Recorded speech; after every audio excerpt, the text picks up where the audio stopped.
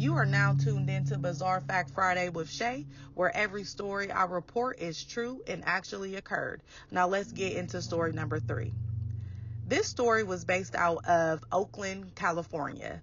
So a little boy named Luis Albino, 6 years old, went to the park with his older brother named Roger. Now, y'all know how it was back in the day. You were able to go to the park, the store with your older sibling. Long as you had somebody with you, you were good to go. So the parents let Luis and Roger go to the park, So they were at the park, they were playing at the park, and Luis comes up missing. Roger goes home without Luis. So the parents are like, what's going on? Where is Luis? So they go around, they're looking for Luis. They can't find him. They get the police involved. The police are looking for Luis. They're not able to find him. The police question Roger. They're like, Roger, what happened to your brother? How did he just disappear?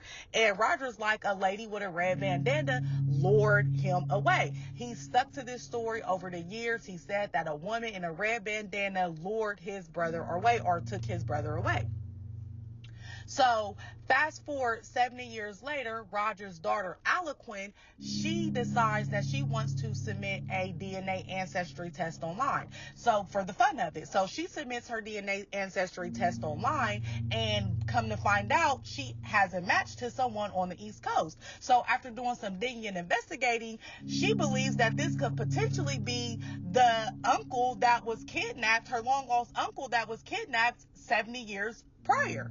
So she takes this evidence to the police. The police decide, okay, this is enough evidence for us to reopen up the open case. So they reopened up the open case, and they confirmed that, yes, this is in fact her Uncle Luis that got kidnapped. So CBS News reports on February 21st, 1951, a woman lured the 6-year-old Luis from the West Oakland Park where he had been playing with his older brother, and promised the Puerto Rican boy in Spanish that she would buy him candy.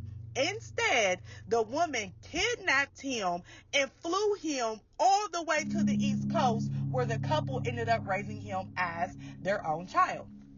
Now, y'all know this had to be some back in the day stuff, because how you go to California, steal somebody baby, get them on a plane, and fly them all the way to the East Coast? Just absolutely insane. So the police, in the Justice Department, they locate Luis on the East Coast, and they fly him back to Oakland, California, where he was able to meet his family. Now, 70 years later, unfortunately, his parents are no longer alive, but he was able to meet his brother, Roger. So the Justice Department and the police department, they flew him out there in June for him to go and meet his family for the first time. Luis flew back to the East Coast, and then in July he went back and spent 3 weeks out there in Oakland with his family. And guess what, y'all? Roger died in August. So Luis was able to go out there in July for 3 weeks, spend that time with his brother. Luis was able to tell him about how he was a firefighter, how he was in the Marines. Also, Roger also was a Marine. They were able to talk about that. They talked about the day that he got kidnapped and everything. And Aliquin, who is Roger's daughter, who submitted the DNA test, she said that she feels her father passed away happy, and knowing that his brother was alive and that he was safe all of these years. Can you say bizarre? Now let's get into story number 2.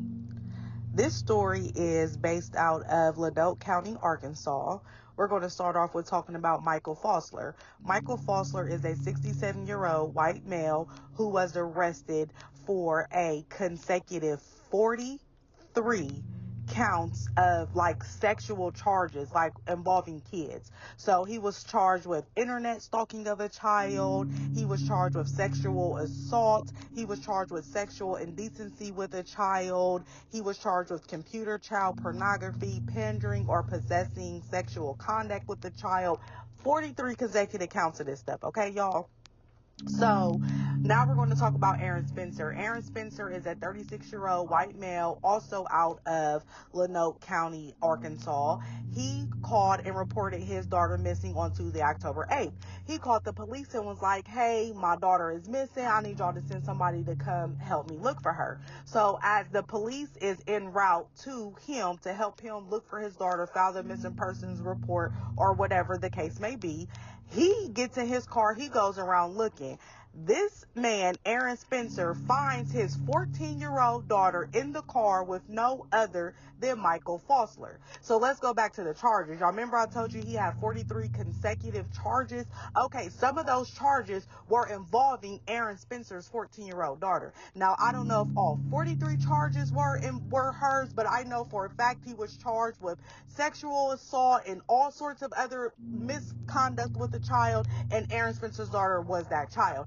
There was also a protective order in place for a no contact order and everything against Aaron Spencer's daughter. So this man got out on bond, Michael Fosler, and somehow contacted Aaron Spencer's daughter and lured her to where he was in a car with her. The mother also posted on Facebook, Heather Spencer. She posted she doesn't know how he got in contact with their daughter. She didn't even know that he was back in contact with their daughter and that there was a no contact order. Okay, so now we're going back to Aaron Spencer finding his daughter in the car with Michael Fosler. So of course a confrontation breaks out. They get to fight and tussling, and then Aaron pulls out a gun and shoots and kills Michael Fosler. The police arrive. They pronounce Michael Fosler dead at the scene.